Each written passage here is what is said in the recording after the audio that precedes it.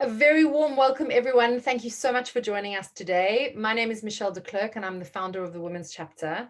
And today we have a very special masterclass where we're going to be talking about how to make your body your best ally in life and in business. And we're going to be talking to Vanessa Conway, who is a body whisperer, which we're going to be hearing more about that. And Vanessa is also the founder of Feel, Move and Be, which specializes in helping women really kind of get their bodies feeling free, moving freely, without pain, with comfort, with energy, which I think that many of you will be able to identify with, or you've experienced that at some point. So that is Vanessa's speciality. And of course, we all need to be, probably more so now than ever, at our very best in terms of work and life. We've been through a very challenging time, and we need to be able to kind of be fighting fit, I suppose, but prioritizing ourselves as well as how we can channel that energy into our work and our businesses. So I'm going to spotlight you now, Vanessa, and I would like to extend, and before we carry on, we also need to congratulate you because you became a mum again for the second time 7 weeks ago. And I was just saying to her that she looks absolutely amazing and doesn't look tired at all, which was not the case for me. But a warm welcome to Ellie Maria Rainbow. Yes, little girl. Thank you. Thank you. Right, so Vanessa, over to you. Hi everyone. I'm really thankful to see so many faces and for you to be here with me. So to start, I would like to practice an exercise. Let's get on with that now. It's really an exercise that I do usually, especially when I work, as many of you, on computer, and especially on Zoom, because as we were talking about that earlier with Michelle, it's kind of draining a lot of energy and it's focusing your sights, especially forwards. So what I would like you to do with me, it's a breathing exercise, so we can fix and we can connect with our body individually, but we can also connect to everyone here in this room. So for that, I would like you to put both of your hands on your heart space. Then I would like you to feel both of your sit bones into whatever you are sitting on, chair or floor, and really feel your spines straightening up gently. So you create space around your core. You make space between your ribs and your hips. Feel your feet flat on the floor, gently also. And as you breathe in through the nose, I would like you to imagine you have like a balloon in your rib cage and you open your ribs forwards, sides, and into the back. So you inhale and exhale through the mouth.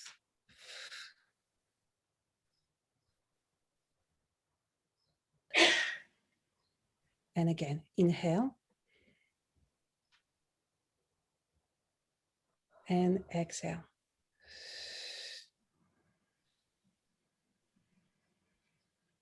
And as you inhale, focusing on just creating space into your rib cage and into your tummy. You want to feel all the space in your pelvis. And as you exhale, you just close gently.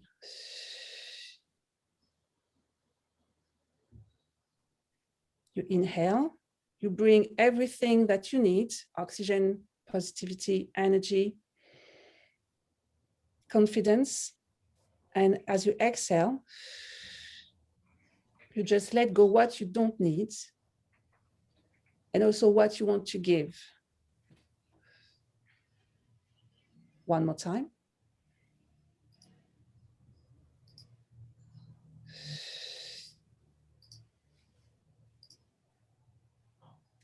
Now relax your arms alongside your body.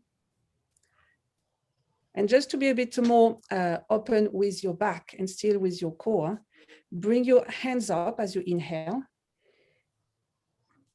Just try to have long arms. And as you exhale, just go down. And again, inhale. And exhale. One more time. And exhale. And that's it. I think we are all connected to yourself and to this room. So I'm really pleased that we can share this time with all together and on this subject. I know it's quite important at the moment. Wonderful. Thank you, Vanessa. I struggle to often really focus in exercises like that, but I can actually feel the space that I just made in my back. So I obviously really need that. So thank you. Right. So I mentioned this earlier, but I would love to hear from you what a body whisperer is. So a body whisperer is a translator between the client, the individual, and its body, their body, usually. Because usually we get a bit lost in translation into, there is someone else. Yeah, I'm just, as you're coming in, please, can you make sure that you're on mute? Because I did have to mute quite a few people. But I think that's everyone covered now. There you go. Sorry. That's happening. My husband does that sometimes, and don't worry. So yeah, so sometimes, for most of the time, we get in trouble with our body because we don't get what he wants, or we don't get the messages. And I'm here to be this translator in between that. I'm helping women for whatever pain or discomfort there is. I help to see why it is there. It can be just a past experience that is not healed. It can be an actual situation that we live every day, but we try to kind of build a wall around, and we don't want to hear about it, but it still needs to be expressed. And I provide that through, I can see that through observation into the posture, into the movement itself, and also the words that women especially use to their body or to their feelings. And I guide my clients in this way to heal, to express these parts, and to create this mobility, this freedom into their body, and also this confidence that our body is not against us. Thank you. Wow, that's that sounds like something that we probably all need. In terms of, I know to kind of kick off the workshop or masterclass part of this, you'd spoken about, to me, you told me about these 3 myths that you've identified around fitness and what fitness really means. Can you share that with us? Yes. So the 3 myths I heard, and I used first when I started fitness, is this really thing that first is the mind is controlling everything, or has to control everything. So in doing so, we have to control our body. We have to be the master of our body.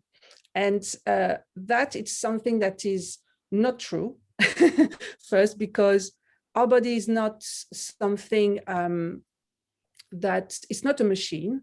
It's a part of us that knows every bit of our lives. And we can't hide anything from our body. We are just, we are living through our body, and he's responding to us. And I think this is the thing that, and particularly in fitness industry, we keep going on to, you have to control the movement, or control your mind, and if you control your mind, you control your body. And as we know, the mind is a kind of monkey everywhere. It goes, it wanders because it needs to. And it can't control the body because the body is not beneath it. They are equal. They are just 2 parts of ourselves that we need to align together and connect to each other, and create a relationship between them that is positive, and that is they are working together to help us. That's normally should be the goal of it. So that is the first myth, really, that it's prominent. And we can see that in business, because in business, the first thing we hear is when you have an idea, you have to work hard on it. You have to really don't sleep. You don't need to sleep. Just work on your idea. And again, it's again the mind. You need to control your mind. You need to control your thoughts over the body. The body, well, you will recover when you will achieve your goal. And this is something that is unbalanced and not just unhealthy, but it's something that won't provide you the success you want, because you will have always a part behind. You're not bringing everything of you together. You are just focusing one thing, the mind, your idea, your energy, but the body is and will be behind. It will even pull you backwards, because it will need time to adjust, and it will need time to understand, well, what's going on here. And that's how, if it doesn't recover enough, if it doesn't have his sleeps enough, it would just create imbalances into the body. It can be in pain, it can be more colds, it can be allergies, it can be everything like this. And that obviously doesn't help your business. It's not really useful to have a body or to have someone in the team that pull you backwards. You want to bring all the team together and just, let's go forwards, let's go to achieve the success. But that is also another myth I understood quite recently, that it's the myth of the mountain, that the mountain you have at the top of the mountain is where you achieve your goal, where all is perfect and you're healthy, you have the weight you want, you have the money you want, or whatever you want to create.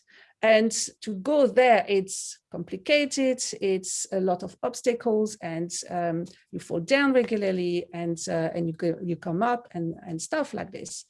And you're really kind of rewarded by this top of the mountain when you have all these pains, when you overcome all these obstacles.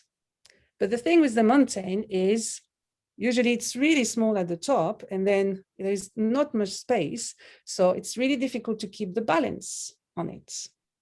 And usually we fall down quite quickly as we go up. And what I understood is that it's not so much to be at the top of the mountain, it's to embrace the mountain, that we are finally our own mountains. And everything in us is whatever we've done before bring us to this point at the time. And whatever happened with our body was always there for us. It might not have been the best, or choose the best way to be or to help us, but it did everything it could, to the point that it can't anymore, because it doesn't have any juice for it. Okay, and that's why I think the first thing to understand is that whatever happened around us, like with the coronavirus, we didn't have a choice. We had to adapt, and especially in business. But for your main, I would say, your main thing with your business is you are the main elements of your business, plus your team around. And to bring that into your business, you've probably done the same. You've created adaptation to any obstacles you've done, and probably best that what your body did, because it didn't have the tools to it. Because the thing is, the body, as the mind, as the meditation, as a tool to provide you peace and focus and mind energy, the body has exercises and movements. It has this tool to provide you strength and stamina and a physical energy, and I would say moderation into your feelings, a balance into your feelings, and a balance into your movement. So that's really, it's always kind of in parallel, because you can't really avoid your body in any case. You are here on earth you're creating a physical experience with whatever past experience has been, but you're creating your own path into your business. And is that it's through your body. So your body is more, I would say, than the mind controlling that, or society giving you some guidelines for your body. Your body is you, and you decide what is best for you, and you decide what adaptation you need to do to go where you want to be. That's really insightful, and I think it debunks so many of these things that we are taught. You know, no pain, no gain. That's Mind over matter. Yeah. I certainly know from my fitness experiences where you're told your body will listen to whatever you tell it to do. So it's all in your head. Yes. Exactly. I think that was when I was training for a triathlon or something with and I was told, well, your body will do what you tell it to do, so you have to just tell it. Yeah. So and very true in business as well, absolutely, that we are, I think often prepared for or told that these experiences or these journeys are tough, but that you're only validated if you reach a certain point. Yes. Or, as an individual, say on in the workplace, you're only important or have worth if you've climbed the ranks or you reach a certain job title. The same as when you run a business. Maybe it's reaching a certain level of turnover or being interesting to investors. There are all of these kind of societal ideas around what it means to be successful. Yeah. To have achieved success. And I think the same certainly applies to fitness. So thank you. Yeah, that's really interesting. I love that. You're going to have to write a blog for us on that, I think. I would love to. That's not a problem for that. I mean, it's really also a masculine energy, all this referring to success, who is successful and who is not, who has the best fit, the fittest of the body. Also, it's really masculine. It's not bad. It's just that we, as women, we don't have the same energy. We are not providing the same thing into the world, and we shouldn't follow. If it's not us, we shouldn't follow the rules of men. It's just that. It's just that we should just respect our energy. That is maybe more. It's just different. It's more listening. Or what I've seen into a different businesswoman, at least, it's really more listening and more encouragement and also more intuition. But yeah, education was and still is a bit triggering this kind of woman has to be perfect before doing something. And when you let the boys kind of do whatever kind of they want, be tougher and tougher, and that's it. And as we don't need to be tough to be successful as a businesswoman, and it's the same for the body. Your body also doesn't need to be hard like stone. You don't need to have a hard skin. Also, I don't think so, because that's not the hard skin that helps you against judgments on Instagram or negative comments or even just the prices of the products maybe you're dropping into your sales or whatever.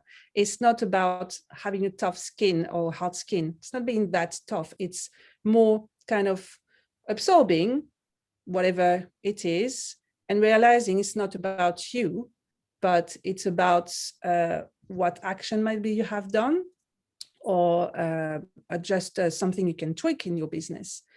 And that is completely, it switch the perception and how you bring that into your body. Because when you let everything go through into your body, when your mood or your I would say mind balance is always related to what's happening externally, your body can't cope. It will just kind of it will create pain. That's why it creates pain, because it's just to tell you, and that's the big myth, it's pain is a message. Pain is not here to just annoy you and put you down.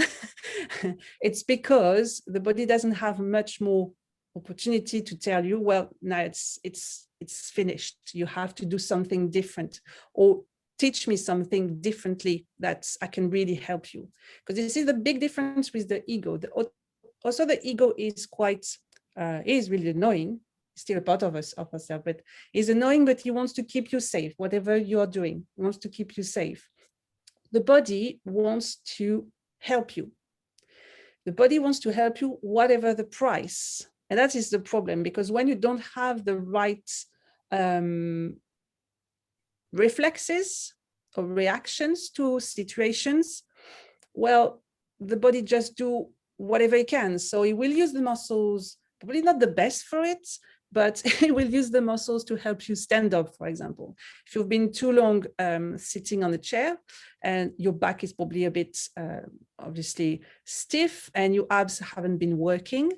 So what it does is will literally pull you up with the shoulders muscles.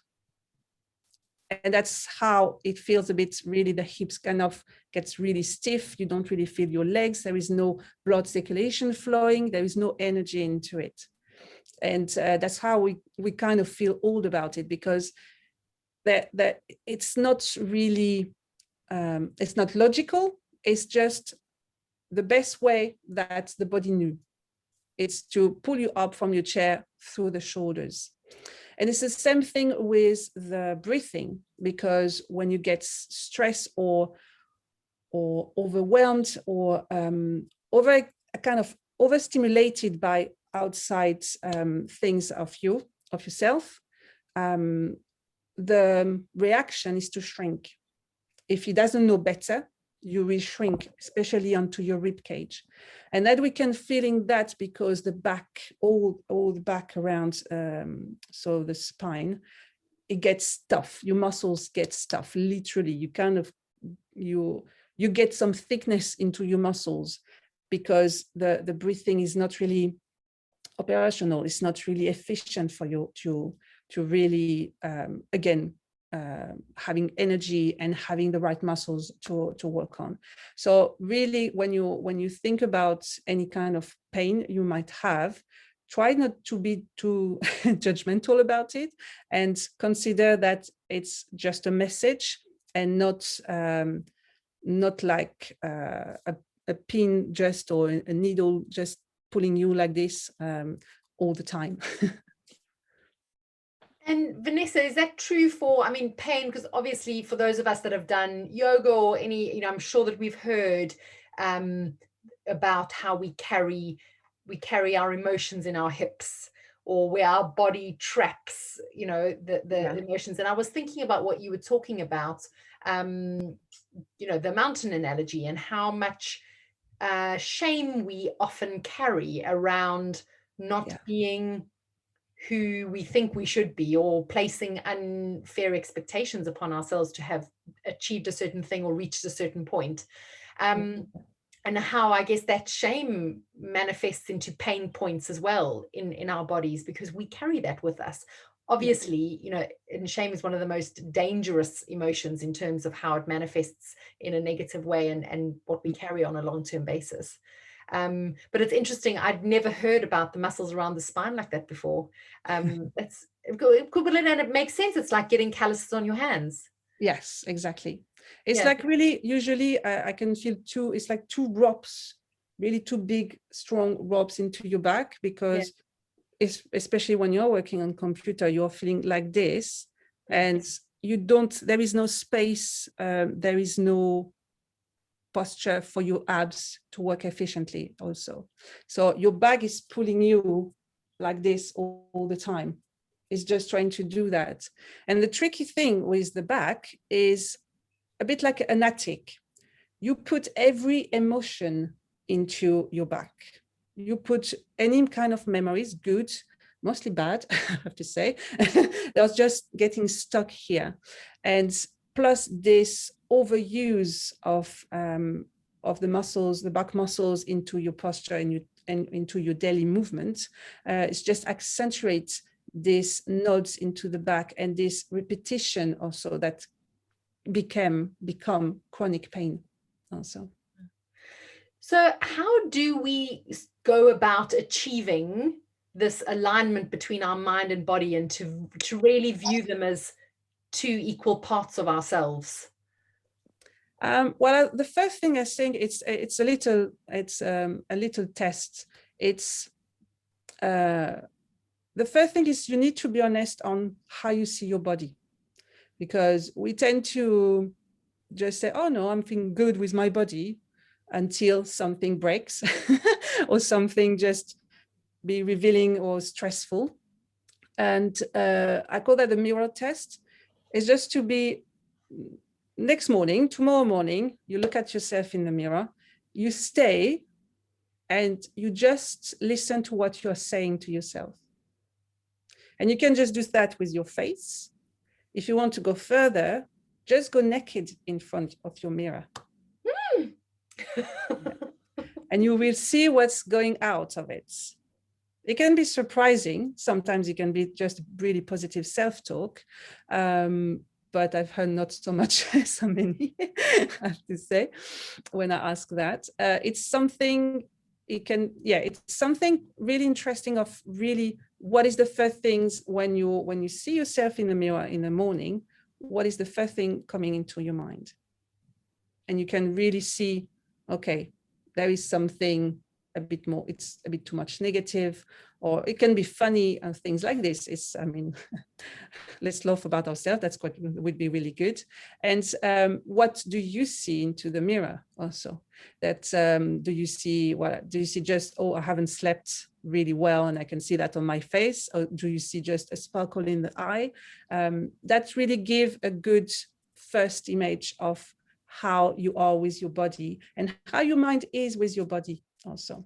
Because when the self-talk can be really negative and you don't realize it, is obviously the mind is creating or kind of combining stories from the past to feeling from the present.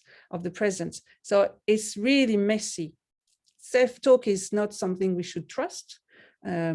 It's just a big mess. But first, we need to see how the body is reacting to that and how we see our bodies. That's the first thing into this relationship. And what happens if we have only negative things? I mean, what happens if there's purely just negative self-talk there? Like, what would you advise your clients around? Are there any techniques that they can use to kind of start to pull themselves out of that, or to try and balance that talk in their heads? Well, it's, I would say the simple things to do, it's to hear what you're saying, really say it out loud, to really make it real, because sometimes it's just blah blahing into your ear and we just listen halfway.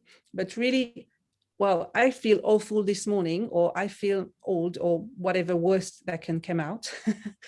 And just take a moment and realize, well, do I really think that of me? Is it what I really think of it, or is it someone else that's saying it also? Because usually, also, I guess the difference between I feel old and I am old, yeah, because you can change how you feel. yes. But when you enforce something upon yourself, where you say I am old, I am overweight or fat, probably is what people would say, or those things are a lot harder in our heads to change and to reverse. Whereas if you put that, I feel that way now, but I can do something about that. Yeah, there is that, and there is the word itself that's really important, because even if, well, let's say I am fat, is that something really insulting? Is that something really true? Something like this, because I am fat shouldn't be an insult. That's refreshing. Yeah, I do think that I'm a lot fatter, obviously, now. And I feel so light, for example.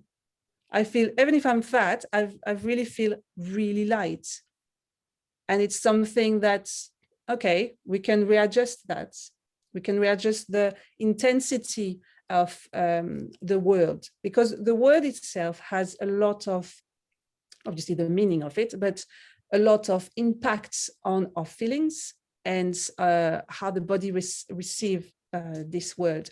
And changing the way we see I am fat, or the way we hear I am fat, or the way we feel about it, it's possible. It's just considering, well, I am fat, is true. And it's not an insult, and it doesn't pull me down because I am fat. I can still do stuff. I can still be productive on my work. I can still achieve my goal. And if I do need to lose weight, even the terms losing weight, it's negative. For example, I should lose weight. Well, I should feel better, or I should feel thinner, or I should feel lighter. Even so, it's even better, because it's not just positive, it's what you really want to feel.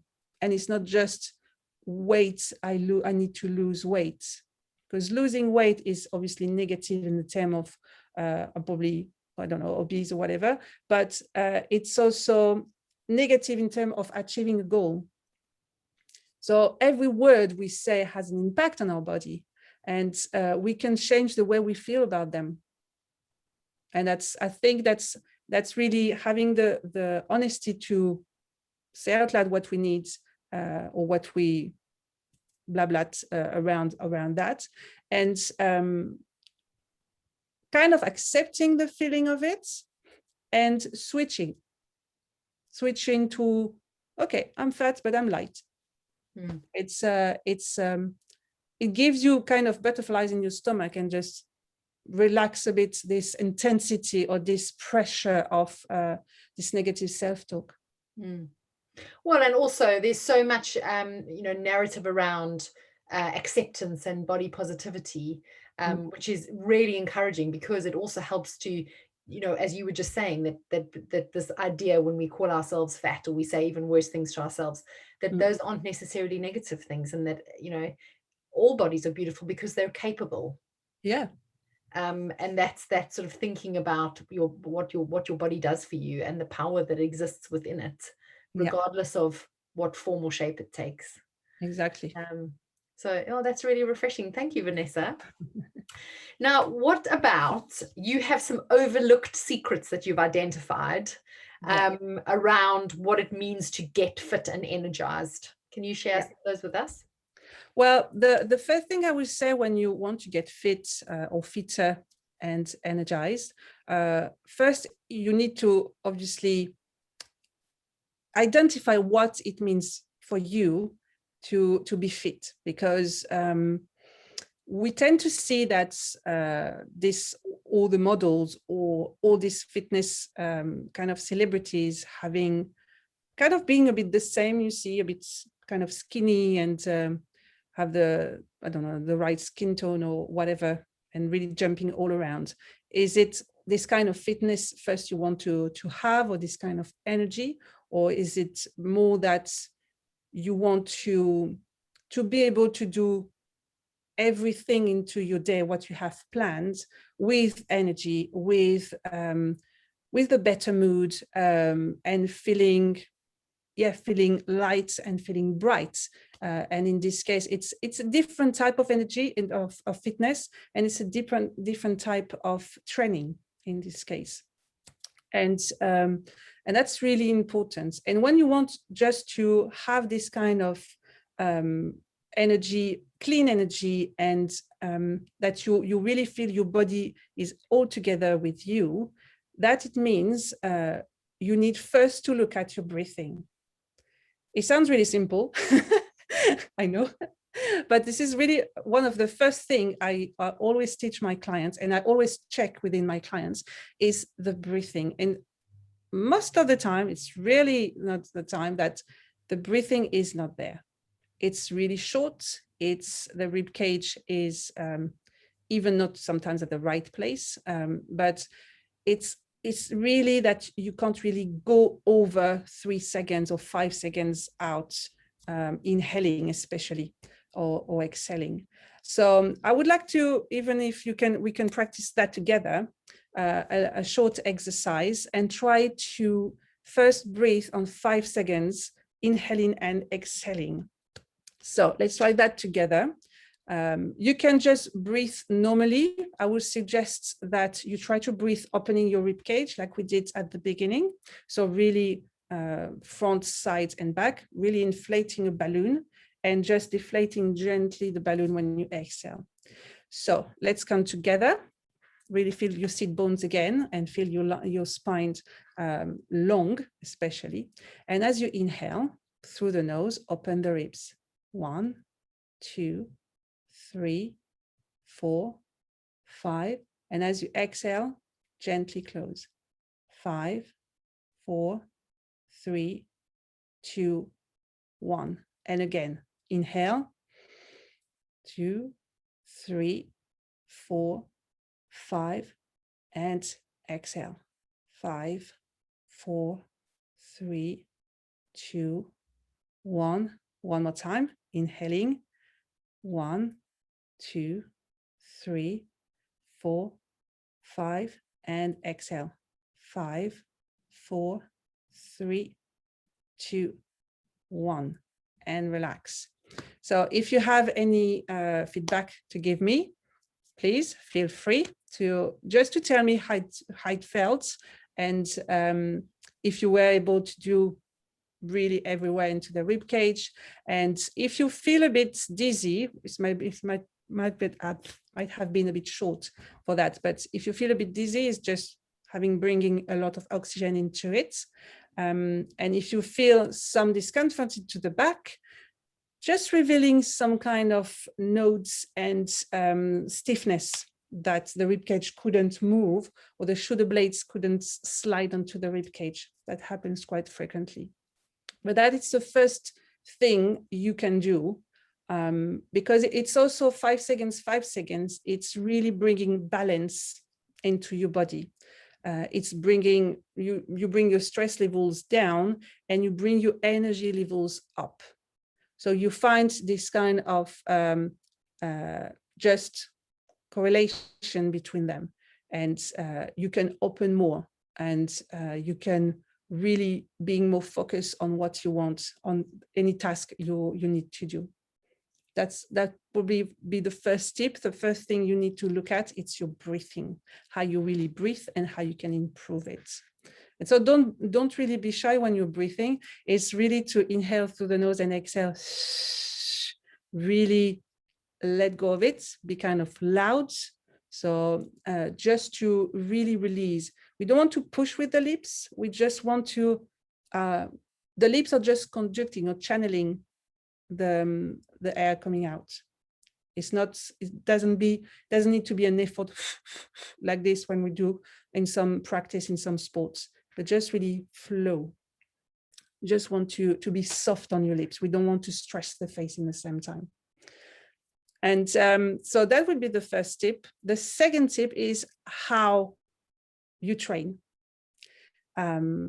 If you have been training, any kind of training, it can be yoga, it can be, well, yoga is different. It depends on which type of yoga also, but it can be any kind of body conditioning, especially body conditioning or gym and stuff like this. It's the place of how you use your muscles. It's really, how do you do an exercise? If, for example, we take the biceps curl, I take biceps because it's just easy and I can show you directly. But this kind of exercise, or when you do bum thighs, really focusing on one group or whatever, you need to use the muscle first, because usually what we do, we let, again, what is external, kind of pressing our body to react. So when you have a weight and you have to lift it, It's the kind of the weights that dominate the movement. Is how you take the weight, and again, it's kind of, I have to take it, whatever it means, whatever it takes. Okay, and when you do a squat, it's a bit the same. You kind of trying to push or to react to the gravity or whatever weight you can have on your shoulders. So what I'm asking you to do, for example, for the biceps, it's instead of doing just bringing the arm with the weight, so here, it's to bring the weight with your biceps, with the muscles. And for that, it's to contract, so make it really hard, and then do the movement here. And then then you can relax here. Oopsie. So just 1 second. And just to keep going like this, you might need less weight. You might need to do less times by sets, but you will be more efficient because you give the opportunity to your muscles to lead, to start, and to create something really useful in terms of strength and in terms of, I won't say independence because they are working all together, but you give them space to be. Okay, so it is really important. It's like when you have someone in your team, if you control everything, or if you want to control everything, you have this need of control. You don't let any one of your team having maybe space for creating something new for you. So this is the same thing with your body. You need to let the muscles talk. You need to let the muscles create the strength. And instead of being against the weight or the situation, you start from what you know. And that creates the strength into yourself and the confidence to be able to overcome other things and to overcome other weights. And that you can do with practically everything. I mean, the squats, from the moment you can really ground your feet into the floor, pressing your heels, and really from the heel pushing to stand up, you will feel the mechanism of from the heel going to the ankle with the knee, the hip, and the back. You really feel that to standing up. And that's, you can do even that even now or at the end of this masterclass. When you stand up from your chair, be really feet flat on the floor, close to your chair. You bring your bum a bit more from the middle. What do you mean? I've been working for an hour and a half. I'm allowed to take a 5-minute break.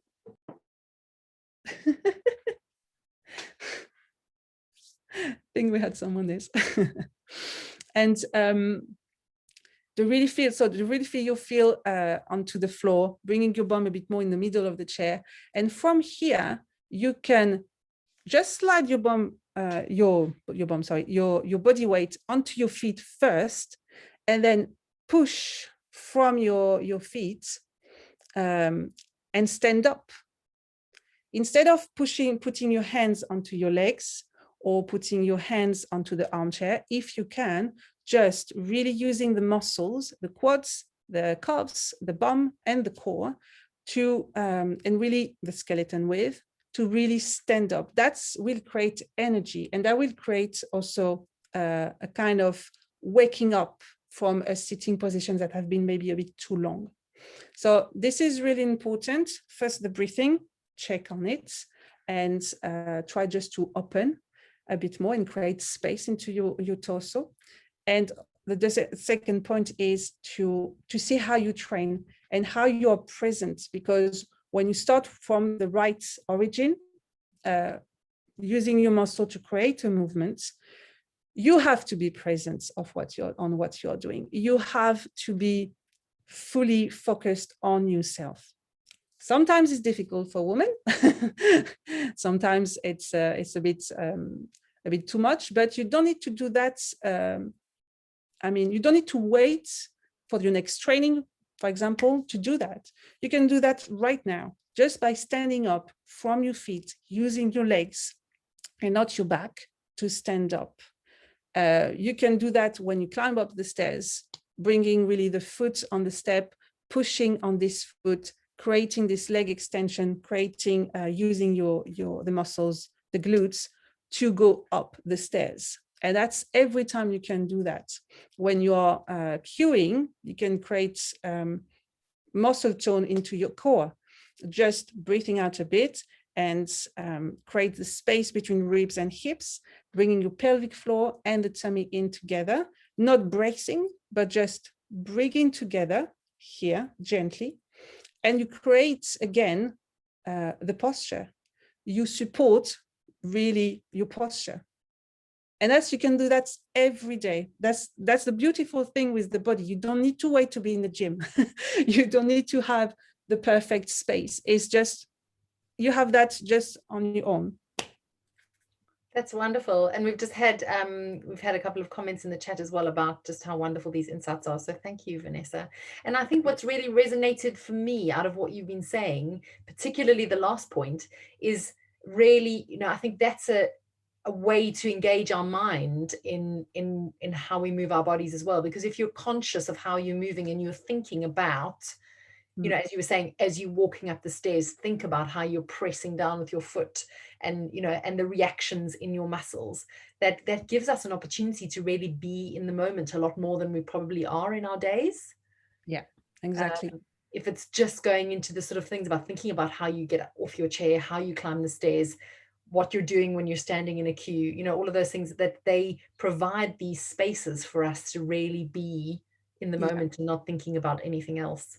Yeah, Which exactly. is a challenge, I know. Yeah, it's like this, we feel grounded also, because I think this is something missing into the business kind of journey, is we tend to focus on the growth of our business, of our personal development, of our minds, to be as much as here, but to be there and to have the growth we want, we need to have the roots.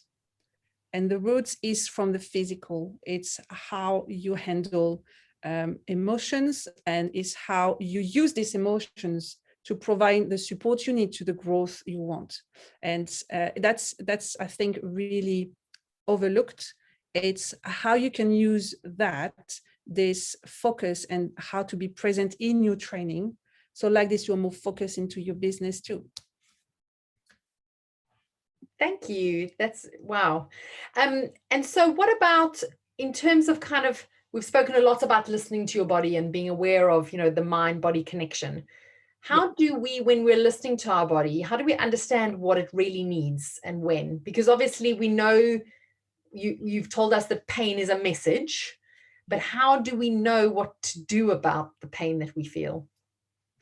So for that, it's we need to be to look at a bit away from what the pain is, because when we are in pain, and depending on the intensity of pain, it's like blurry. You can't really focus or listen. It's just pain. So to do that, to step away a bit from the pain, it's a bit like having a fight with your best friend, and you want to create this space first, and then you want to have a chat about it. You want to have a drink with your best friend and understand what's happening. And this is the thing is for relieving the pain itself. So depending the intensity, and where it is, obviously painkillers works for that.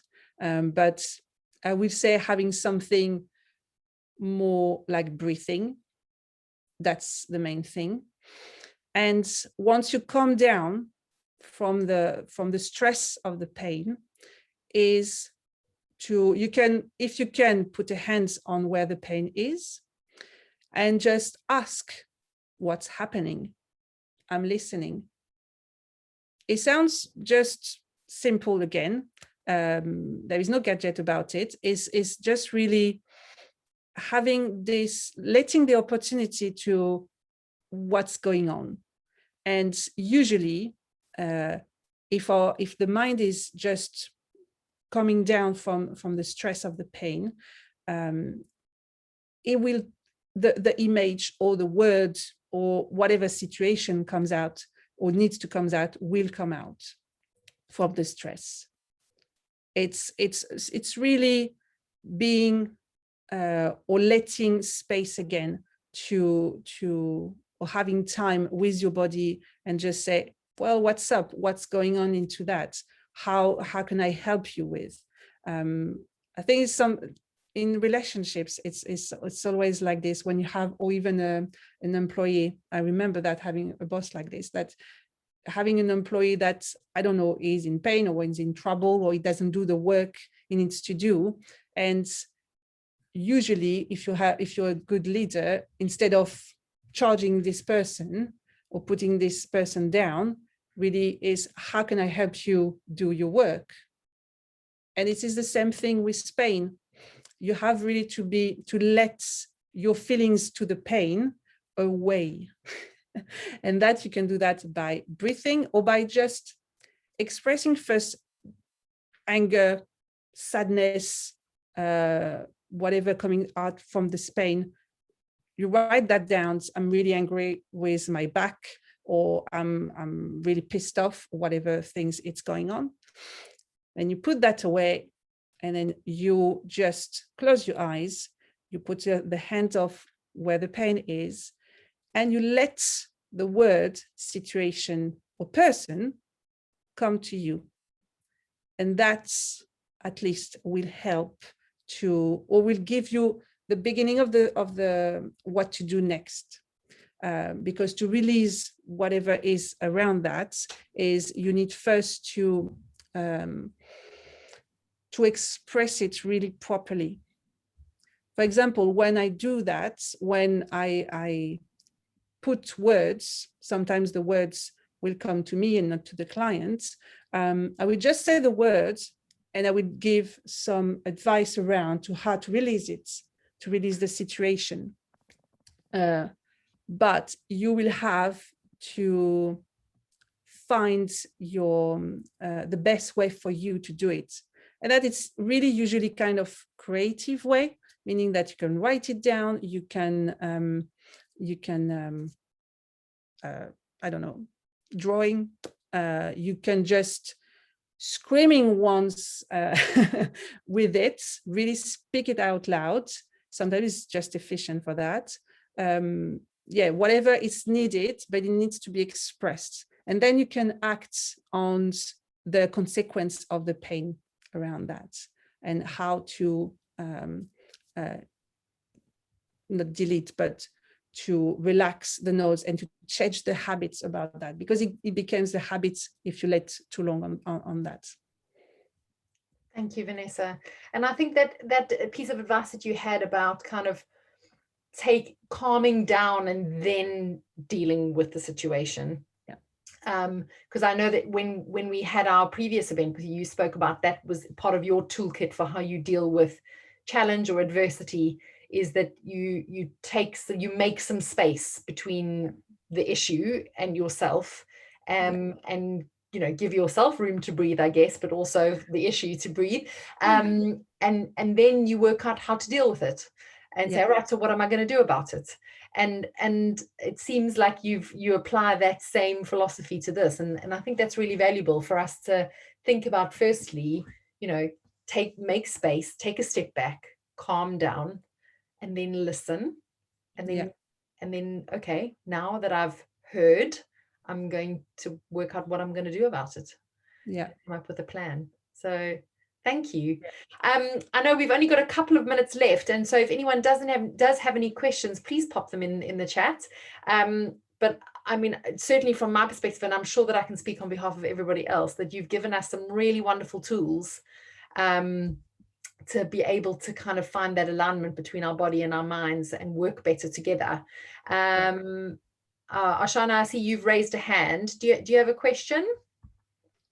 Yeah, I have one question. Go ahead.